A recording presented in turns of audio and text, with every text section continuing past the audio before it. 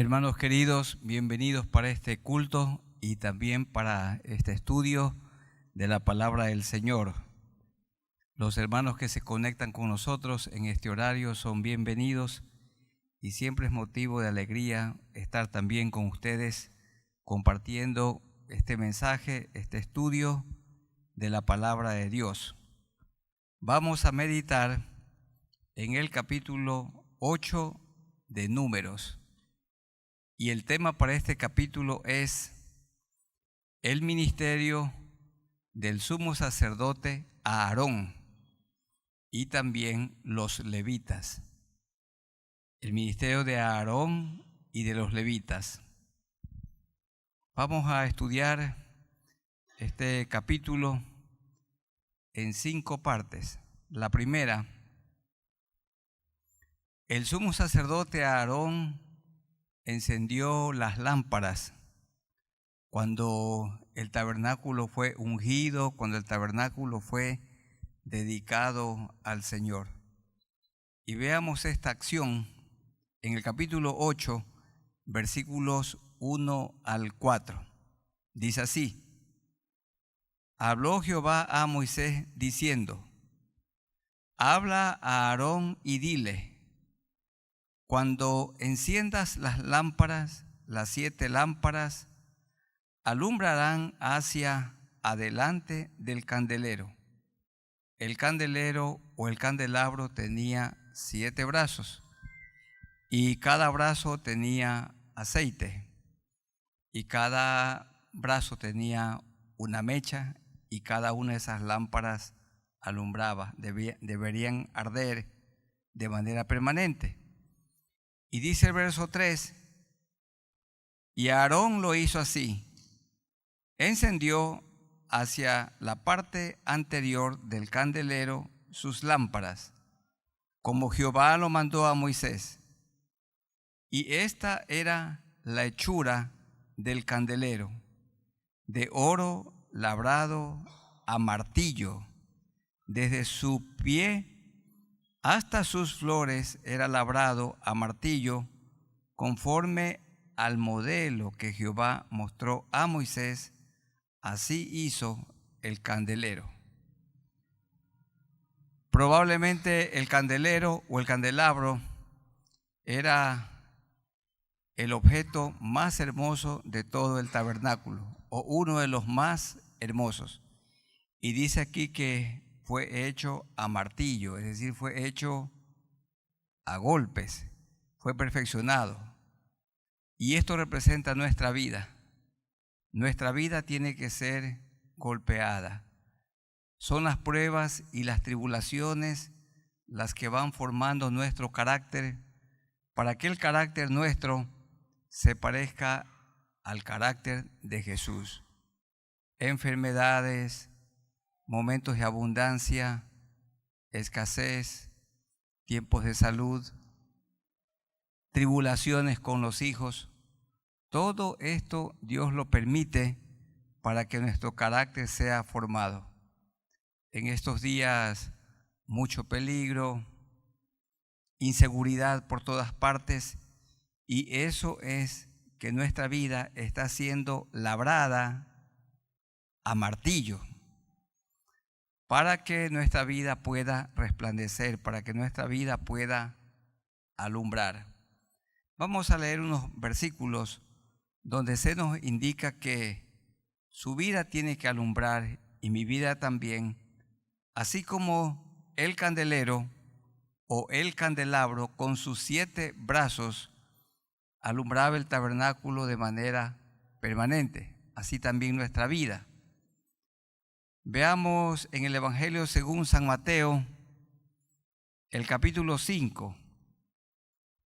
Vamos a buscar, hermanos, en el Evangelio de Mateo, el capítulo 5. Y los versículos 14 al 16. Evangelio según San Mateo, capítulo 5. Versos 14 al 16 dice de la siguiente manera: Vosotros sois la luz del mundo, vosotros sois el candelero. o el candelabro. Una ciudad asentada sobre un monte no se puede esconder, ni se enciende una luz y se pone debajo de un almud. La luz no se la pone debajo de la mesa o debajo de la cama, sino sobre el candelero, y alumbra a todos los que están en casa. Ahí está la aplicación. Jesús nos dice: así alumbre vuestra luz, así alumbre vuestra vida delante de los hombres, para que vean vuestras buenas obras y glorifiquen a vuestro Padre que está en los cielos. Para que vean vuestras buenas obras. ¿Cuáles serían algunas buenas obras? Que un hombre, el esposo cristiano, le es fiel a su esposa. Eso es una buena obra. Que la esposa creyente es fiel. Que los hijos creyentes son obedientes. Eso es una buena obra. Y que los creyentes pagamos todos nuestros impuestos. Entonces el gobierno municipal o provincial o nacional va a tener los recursos para hacer la obra porque nosotros pagamos. Demostramos que amamos a nuestro país pagando nuestros impuestos, y esa es una buena obra.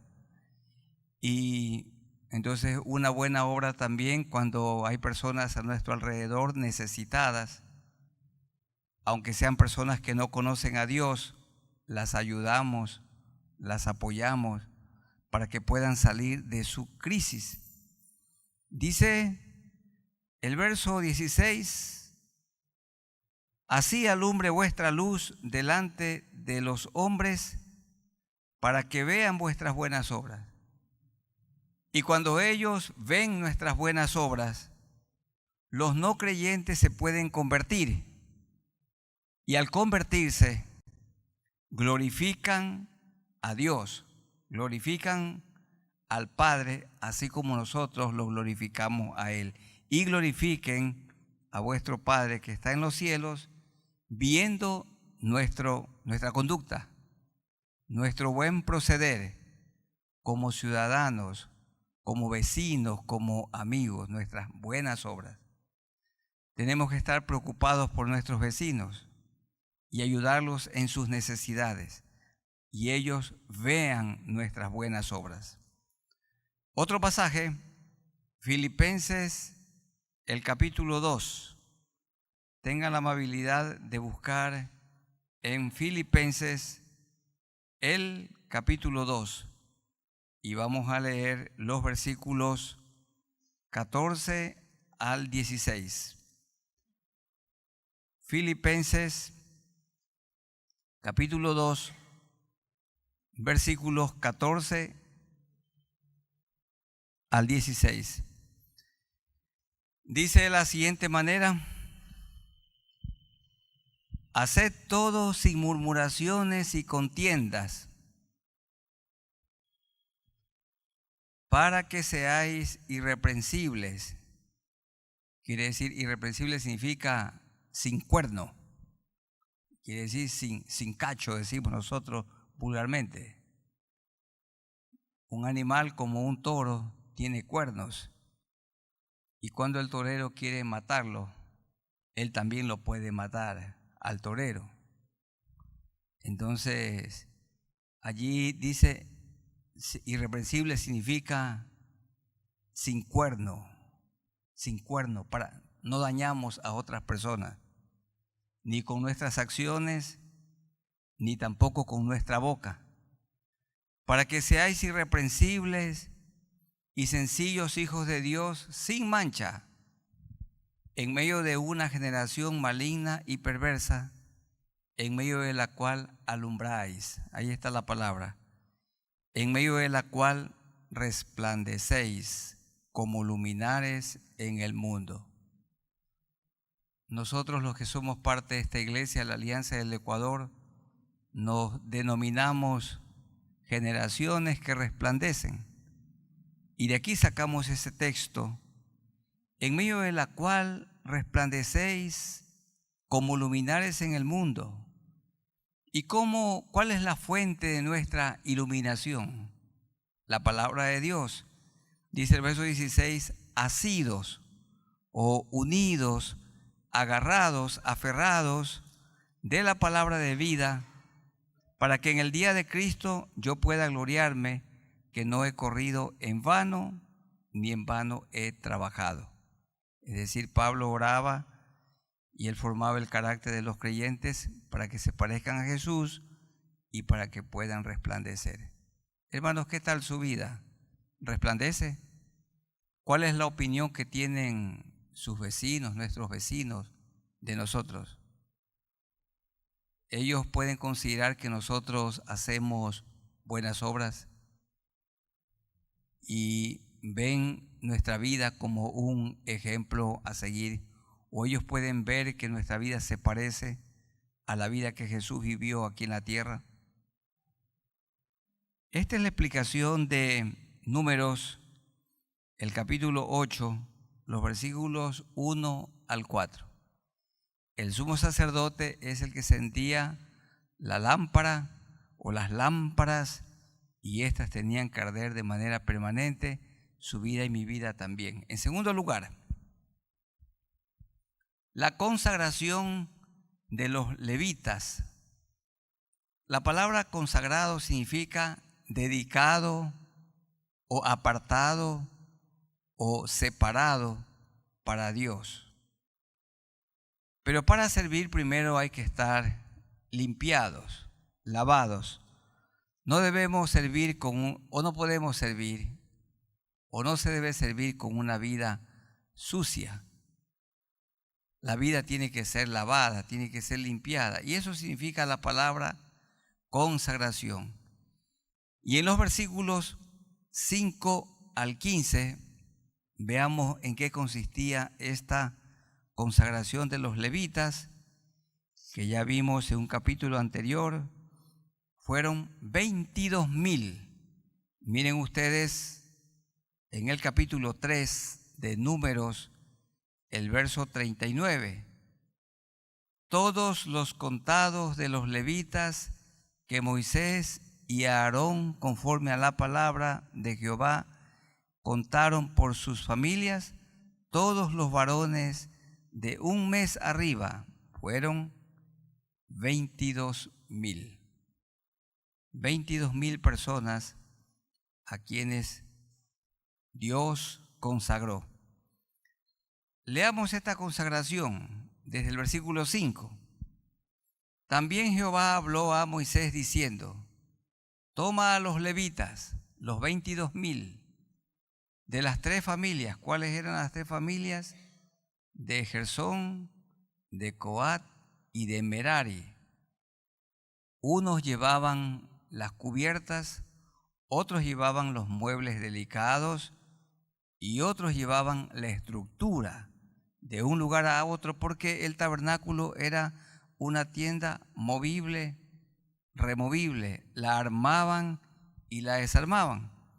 Dice el verso 6: toma a los levitas de entre los hijos de Israel y haz expiación por ellos. Así harás para expiación por ellos. Le dijo Dios a Aarón: rocía sobre ellos el agua de la expiación.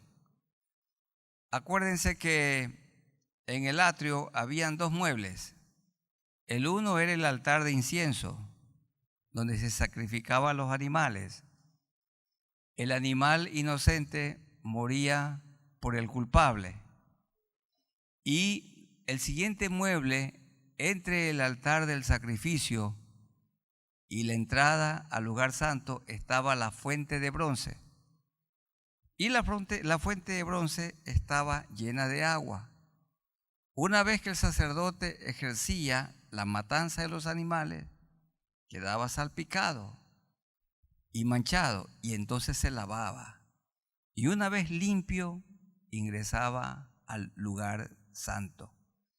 Y eso dice el versículo 7: rocía sobre ellos el agua de la expiación y haz pasar la navaja sobre todo su cuerpo, y lavarán sus vestidos y serán purificados, serán emblanquecidos.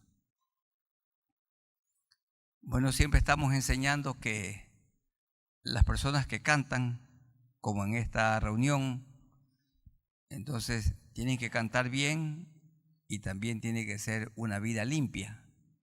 Los que tocan un instrumento lo tienen que tocar bien, pero su vida tiene que ser santa.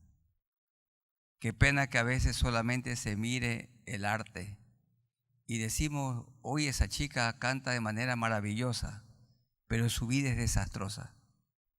La vida es corrupta y debería una chica, una mujer, un joven que tenga una maravillosa voz, pero una vida que hiede, cantar para Dios de ninguna manera. Tiene que su vida estar limpia.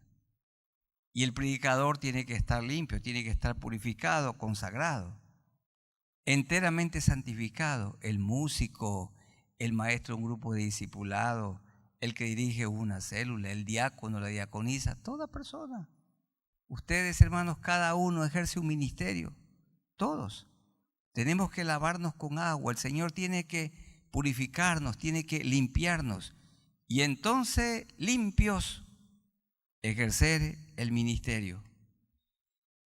Y dice el verso 8, luego tomarán un novillo con su ofrenda de flor de harina amasada con aceite, que representa el Espíritu Santo, y tomarás otro novillo para expiación. ¿Qué significa la palabra expiar? Ya la estudiamos muchísimo en Éxodo y también en Levítico. La expiación tiene que ver con cubrir el pecado, tapar el pecado. Y la muerte de un animal cubría el pecado, tapaba el pecado. El animal inocente moría en lugar del culpable. En este caso, estos novillos estaban muriendo en lugar de los 22,000 levitas pecadores.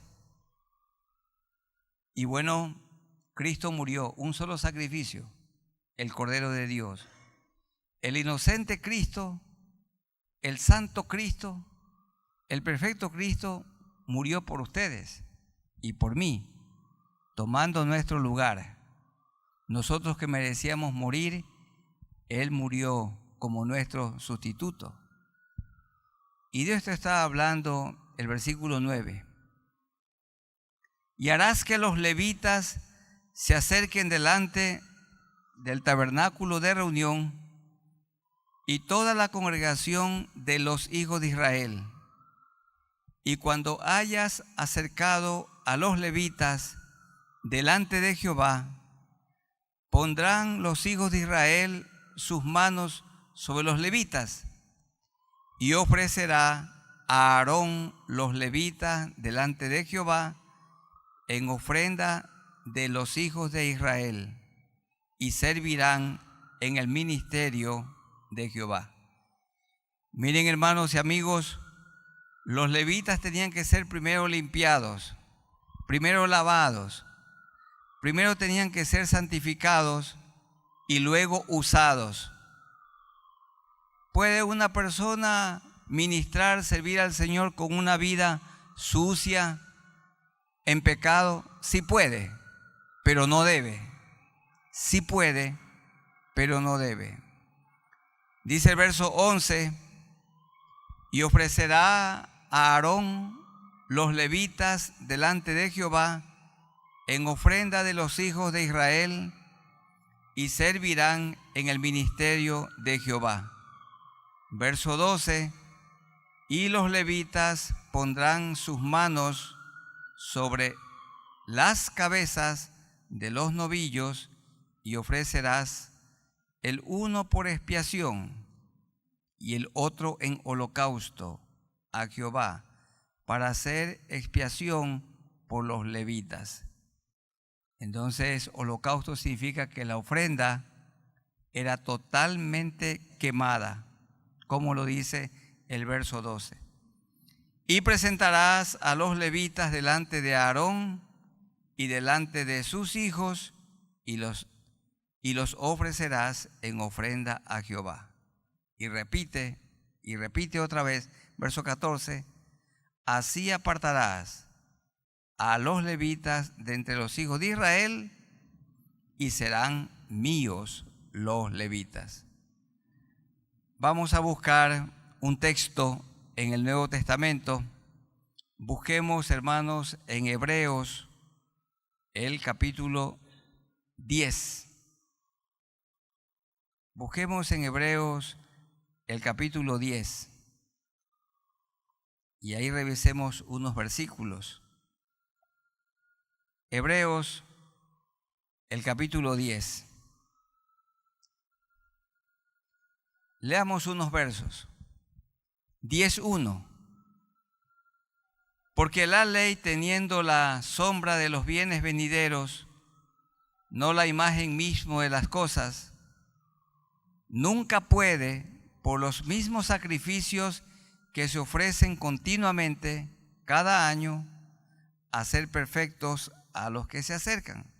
Verso 4.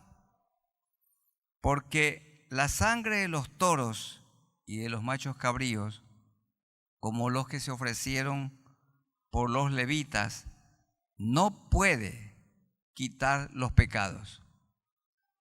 El sacrificio de animales cubría el pecado, lo tapaba, pero no lo quitaba, no lo limpiaba. Dice allí el verso 4, no puede quitar. Y dice el versículo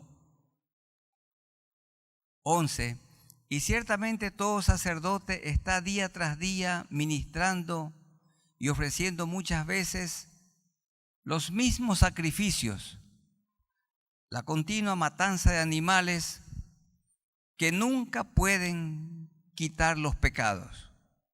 Nunca pueden quitar los pecados. Pero Cristo, habiendo ofrecido una vez para siempre un solo sacrificio por los pecados, se ha sentado a la diestra de Dios. De ahí en adelante, esperando hasta que sus enemigos sean puestos por estrado de sus pies, porque con una sola ofrenda hizo perfectos para siempre a los santificados. En el capítulo 8 de Números tenemos sacrificios de animales, pero Cristo se ofreció una sola vez, tomando nuestro lugar en la cruz, el justo por nosotros los injustos. Y le podemos servir a Él y debemos servirle a Él, pero enteramente santificados, confesando nuestros pecados. En tercer lugar, la dedicación de los levitas era en lugar de los primogénitos. El Señor guardó la vida de los primogénitos cuando Él ordenó que maten un cordero y que pongan sangre en los dinteles de la puerta, en los parantes y los dinteles, y en la noche cuando pasó el heridor, murieron los primogénitos de la casa de Faraón, los egipcios, pero ninguno de los hijos de Israel, de los primogénitos de Israel, fue tocado. Y entonces desde allí los primogénitos le pertenecían a Dios. Pero los levitas tuvieron una noble acción cuando el pueblo de Israel se corrompió y adoraron a un becerro de oro. Entonces los levitas se le unieron a Moisés para poder castigar a aquellos que habían adorado el becerro de oro.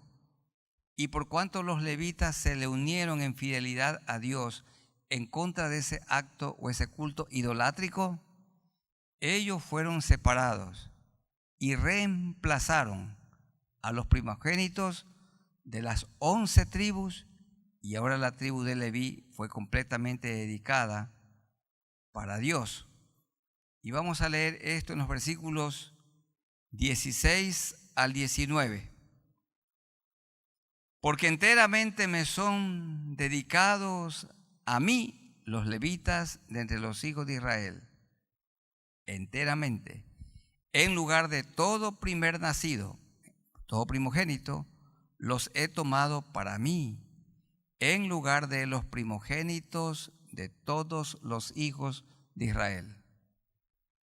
Y ahora Dios nos ha tomado a nosotros también, le pertenecemos, porque mío es todo primogénito de entre los hijos de Israel, así de hombres como de animales, desde el día que yo herí a todo primogénito en la tierra de Egipto. Murió el primogénito de la casa de Faraón. Los santifiqué, significa los aparté, los separé para mí.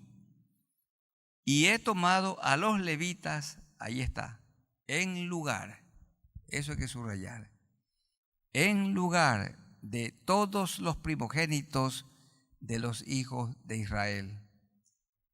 Y desde entonces los levitas son los que ayudaban en el ministerio, llevando la tienda, el tabernáculo de un lugar a otro, armándolo, desarmándolo, y ellos son los que trabajaban en toda la logística para que Aarón y sus hijos como sacerdotes ejercieran su ministerio sacerdotal con libertad. Los levitas también eran los encargados de enseñar la ley de Dios como maestros. Tenían que enseñarla en las 12 tribus de Israel. Eso dice el versículo 19. Y yo he dado en don, en regalo, los levitas a Aarón y a sus hijos de entre los hijos de Israel, para que ejerzan el ministerio de los hijos de Israel en el tabernáculo de reunión y reconcilien a los hijos de Israel, para que no haya plaga en los hijos de Israel al acercarse los hijos de Israel al santuario. Hermanos, cada levita ejercía su ministerio y hoy cada creyente tiene que ejercer su ministerio.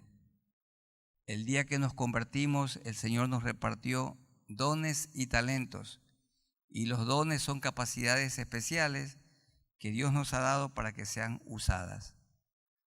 Hay el don de profecía, el don de predicar, hay el don de pastor, hay el don de maestro, hay el don de aconsejar, hay el don de servir, hay el don de hablar en lenguas, hay el don de interpretar lenguas, hay el don de presidir, hay el don de repartir, hay el don de misericordia, y el Señor nos ha repartido a cada uno. Esto dice claramente Romanos capítulo 12. Allí hay una muestra de los dones que Él nos ha repartido para que los usemos. No es bueno, hermanos, que usted no conozca cuál es su don. Eso sería muy triste. Y si lo conoce, qué pena que no lo ejercite. Entonces, los dones son dados para ser usados. Dice Romanos 12, 6. La iglesia de Cristo funciona como el cuerpo humano. El cuerpo humano tiene muchos miembros y cada miembro tiene su función. Los ojos tienen su función, la boca su función, la lengua tiene su función, los pulmones tienen su función, el corazón su función, el páncreas, el hígado, el pie, la mano, el oído. Cada órgano del cuerpo humano tiene su función. Y así como el cuerpo humano tiene muchos miembros, la iglesia también, y no todos los miembros tienen la misma función, pero todo miembro es importante. Así también en la iglesia, dice el verso 6 del capítulo 12 de Romanos, de manera que teniendo diferentes dones, así como el cuerpo tiene diferentes miembros, la iglesia tiene diferentes dones, según la gracia que nos es dada. Algunos tienen el don de profecía, que use el don de profeta. Otros tienen el don de servicio, que se dedica a servir. Otros tienen el don de enseñanza, el de maestro, que se dedica a enseñar, que vive enseñando. Otros tienen el don de exhortar, esto es el don de aconsejar, que se dediquen a aconsejar. Todo creyente puede ser un consejero, pero hay personas que tienen el don. Y la iglesia y los hermanos pueden acudir con confianza a una persona que tiene el don de exhortar. Aunque todos podemos exhortar, aconsejar. Otros tienen el don de repartir. Todos debemos de ser generosos, pero hay personas que son muy generosas y ellos reparten mucho más de lo que comúnmente damos, contribuimos. Los del don de repartir, dice que lo haga con liberalidad. Otros tienen el don de presidir, de ahí viene la palabra presidente. Presidir significa uno que dirige entre iguales. No es uno que manda, sino uno que dirige. Y Dios ha puesto al hombre en el hogar como la cabeza, para que presida, para que dirija, no porque es superior. Es un don, un talento que Dios le ha dado, una responsabilidad. Él dirige con el ejemplo, dirige con amor. El que preside, que lo haga con solicitud, con amabilidad, con bondad, sin perder el control. Y también se nombra al que tiene el don de misericordia. El que tiene el don de misericordia dice que lo haga con alegría, que no se canse de hacer el bien. Muy bien, los levitas entonces tenían que dedicarse al ministerio en los talentos y dones que el Señor le había repartido. En cuarto lugar, la expiación por los levitas fue hecha como Jehová lo mandó. Expiación, que era quitar el pecado, cubrir el pecado, tapar el pecado.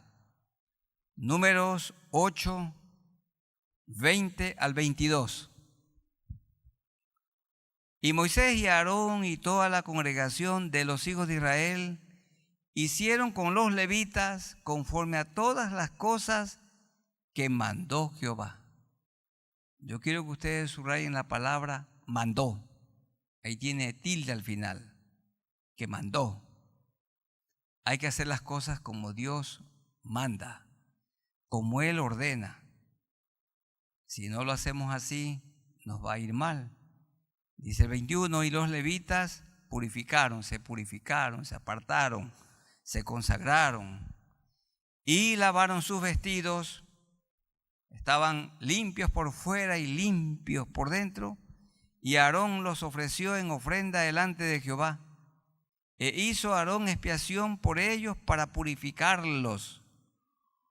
Así vinieron después los levitas para ejercer su ministerio en el tabernáculo de reunión delante de Aarón y delante de sus hijos. ¿Cuántos eran los hijos con los que servía Aarón? 2. Primero 4. Leamos en el capítulo 3, el verso 2, nos dice que al comienzo Aarón ministraba con sus 4 hijos, pero lamentablemente a 2 les quitó la vida Dios por su mal proceder. 3:2. Y estos son los nombres de los hijos de Aarón: Nadab, el primogénito, Abiú, Eleazar e Itamar. 4. Dice el verso 4, pero Nadab y Abiú murieron delante de Jehová. Y entonces solamente quedaron Aarón y Eleazar e Itamar. Solo 3 sacerdotes. Luego ellos, por supuesto, se reprodujeron y el sacerdocio se multiplicó. pero eran entre 2,5 millones o 3 millones de israelitas yendo por el desierto de la tierra prometida, y estaban 3 sacerdotes, Aarón y sus 2 hijos, y el líder Moisés, y más estos 22,000 levitas que servían en el tabernáculo. Y en esos 18 ya aprendimos que el pueblo de Israel estaba organizado en grupos pequeños de 10 personas. Y sobre cada 10, un jefe. Jefe de 10, jefe de 50, jefe de 100, jefe de 500, jefe de 1000 y a lo mejor de 100,000. Y de esa manera el pueblo de Israel estaba estructurado y de manera muy ordenada iban avanzando en 4 campamentos, con 3 tribus cada campamento, hacia la tierra prometida. Volvamos a Números, el capítulo 8. Entonces la expiación, la muerte de animales, fue así como Dios lo mandó. Así lo hicieron.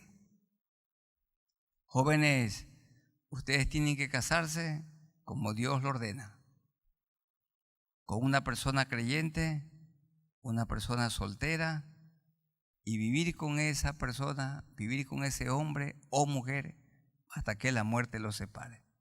Así es como Dios lo ordena. Y Dios también ordena que la pareja tenga hijos, y en algunos casos Dios no le permite tener hijos, y que esos hijos les ordena que sean criados para Dios. Hay que hacer todo como Él manda. Y en último lugar, el tiempo para el ejercicio ministerial de los levitas. Era poco tiempo el que les servían. En la Alianza del Ecuador hemos tenido pastores que le han servido a Dios 60 años. Y recordamos siempre a un pastor que le sirvió en la misma iglesia, en el mismo templo, 67 años. Otros 40 años, 50 años, 60 años y hasta 67 años.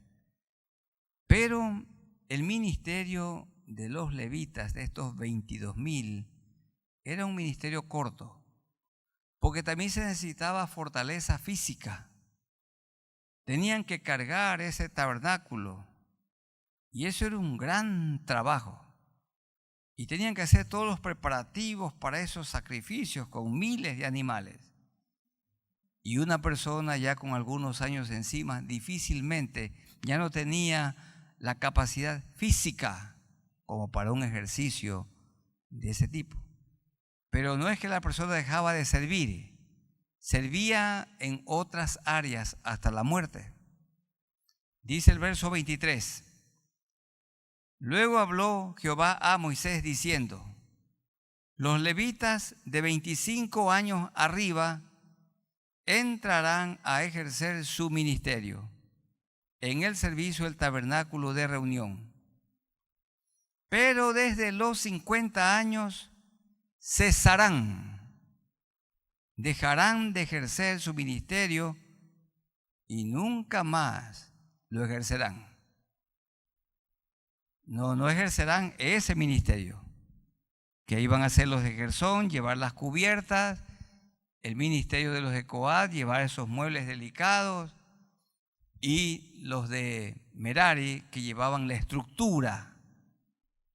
Y todo ese trabajo en el ministerio, en el tabernáculo, ya no lo iban a ejercer. Pero miren el verso 26. El servicio continuaba. Servirán con sus hermanos en otras actividades, en el tabernáculo de reunión para hacer la guardia, pero no servirán en el ministerio propiamente del tabernáculo. Así harás con los levitas en cuanto a su ministerio. Ellos podían seguir enseñando como maestros la ley de Dios. El pueblo de Israel la oía de los labios de los levitas. Y eso uno puede ver su ministerio tan importante, hermanos, enseñar la palabra de Dios. Miremos en Nehemías. Vamos a buscar el libro de Nehemías. Esdras, Nehemías y Esther. Primero de Samuel, segundo de Samuel, primero de Reyes, segundo de Reyes, primero de Crónicas, segundo de Crónicas, Esdras, Nehemías y Esther. Nehemías. Bueno, todos estaban reunidos para oír la ley de Dios y allí estaban también los niños, los que podían entender. Y se dice en Nehemías 8:3, y leyó en el libro delante de la plaza que está delante de la puerta de las aguas, desde el alba hasta el mediodía, en presencia de hombres y mujeres y de todos los que podían entender. Y los oídos de todo el pueblo estaban atentos a la lectura, al libro de la ley. Y el escriba Esdras estaba sobre un púlpito de madera, como este de aquí, que tiene un solo propósito. El púlpito de madera nada más es para poner el libro.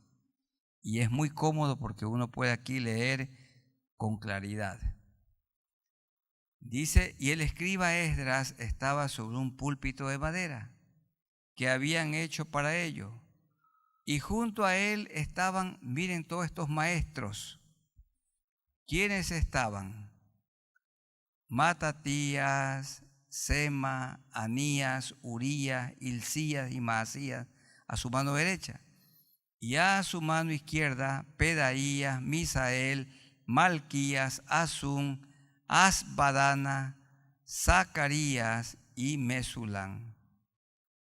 Abrió pues Esdras el libro a ojos de todo el pueblo, porque estaba más alto que todo el pueblo, por eso se hace aquí un estrado, para que el pueblo pueda oír con atención.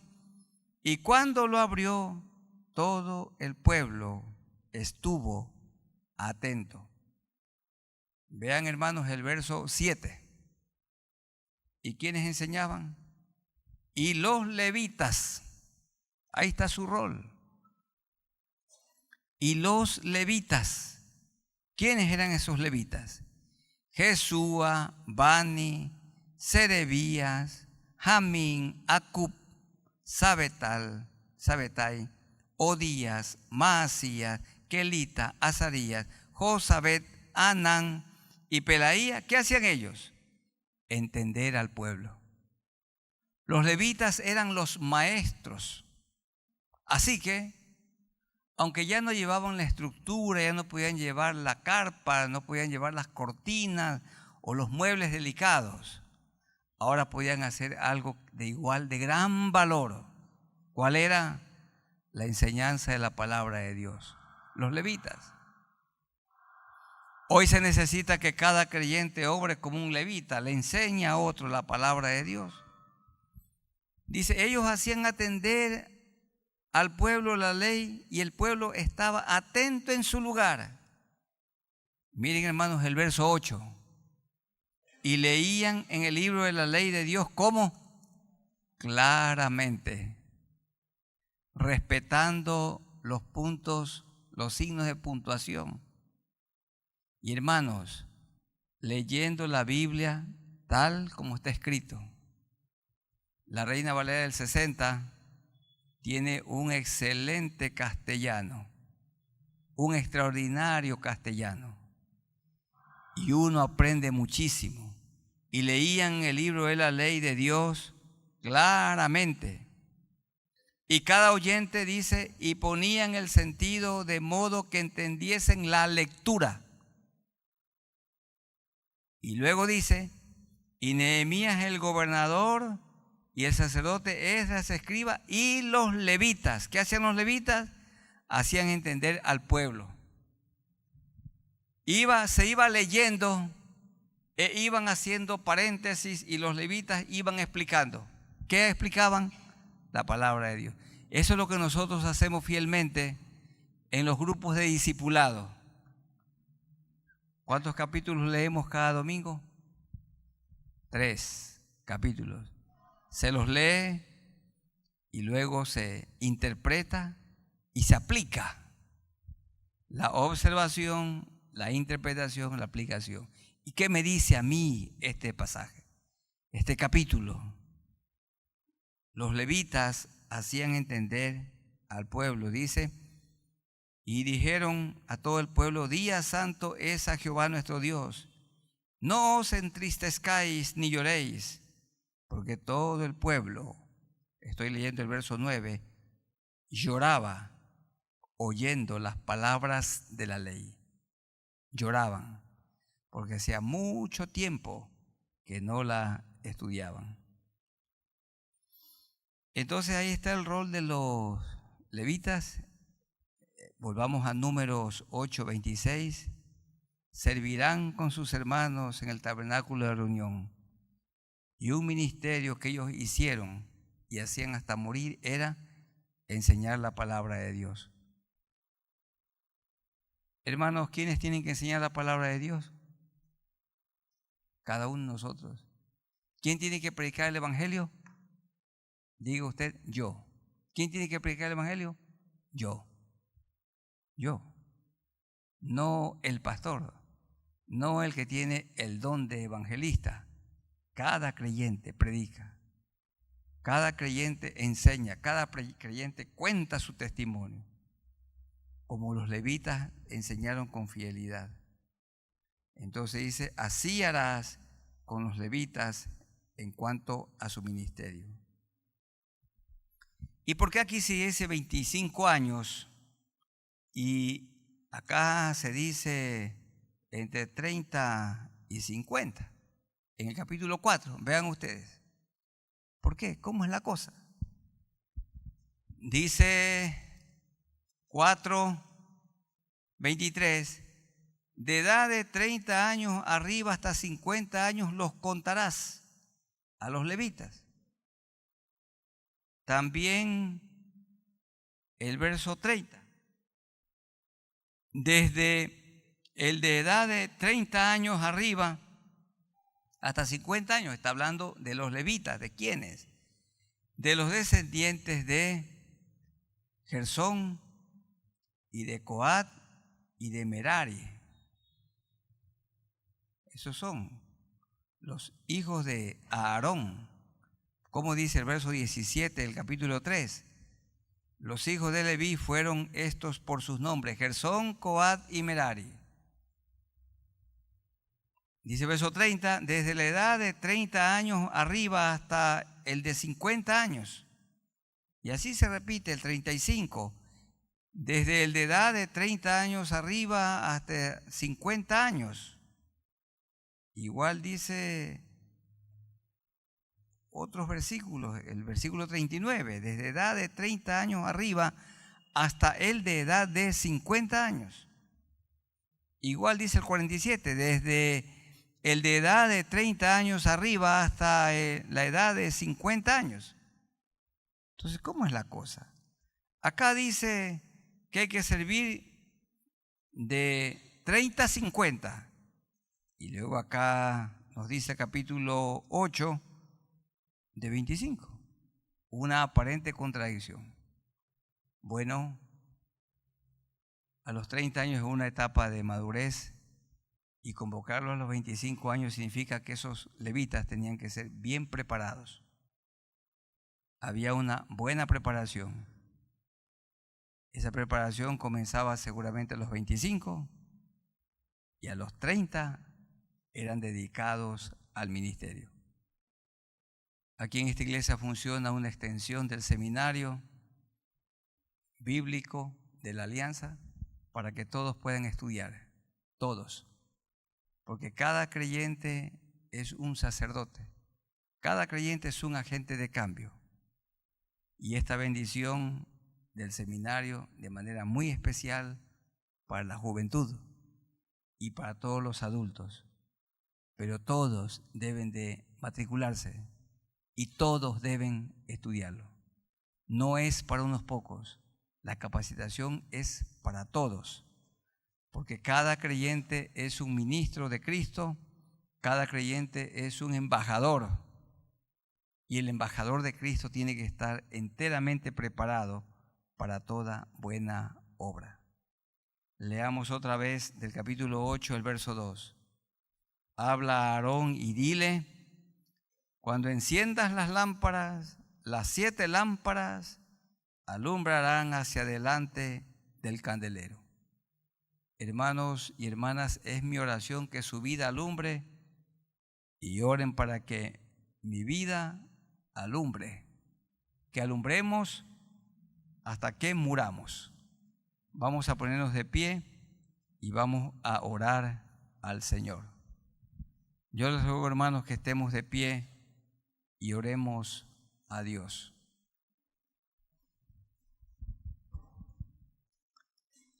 Amado Dios, a ti nos acercamos por Jesucristo, nuestro único Salvador. Gracias por el estudio de tu palabra. El capítulo 8 de Números. Se habla del ministerio del sumo sacerdote Aarón y el ministerio de los levitas. Aarón fue quien encendió la lámpara, porque la lámpara tenía que estar permanentemente encendida. Que así alumbre, Señor, nuestra vida. Pero para que la lámpara alumbre, tenía que estar limpia y debía estar llena de aceite. Y para que nuestra vida alumbre, nuestra vida tiene que estar llena del poder del Espíritu Santo de Dios.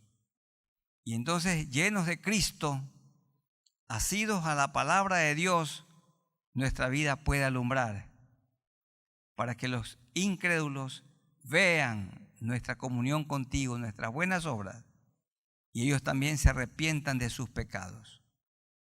Para que los levitas sean usados, tenían que primero ser limpiados. Y había sacrificios de animales. Los animales inocentes morían por los culpables. Y una vez que ellos pasaban, que sacrificaban el altar del sacrificio, y eran lavados en la fuente de bronce, entonces eran dedicados y consagrados al Señor. Entonces te podían servir. Claro que podemos servir con una vida sucia, pero no debemos. Primero el pecado tiene que ser quitado. Mi hermano, mi hermana, si su vida está manchada por el pecado, un camino hay, una salida hay, la confesión. Y allí de pie, o los hermanos que están participando de este estudio, allí dígale: Señor, yo te confieso mis pecados. Y bien puede ser que usted esté sirviendo con una vida no apta, una vida indigna, como dice Pablo en 1 Corintios capítulo 11. Esto es con pecados no confesados. Hay que confesarlo y decirle: Señor, en este momento me pongo a cuentas contigo.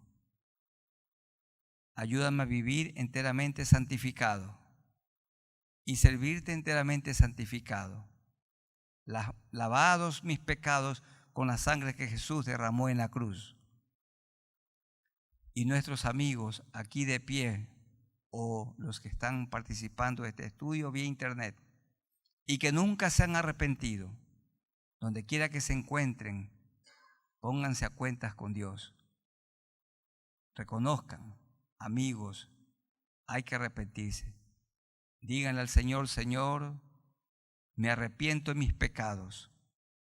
Reconozco que tú eres el Cordero de Dios, el Santo Cordero de Dios, que moriste en la cruz por mí.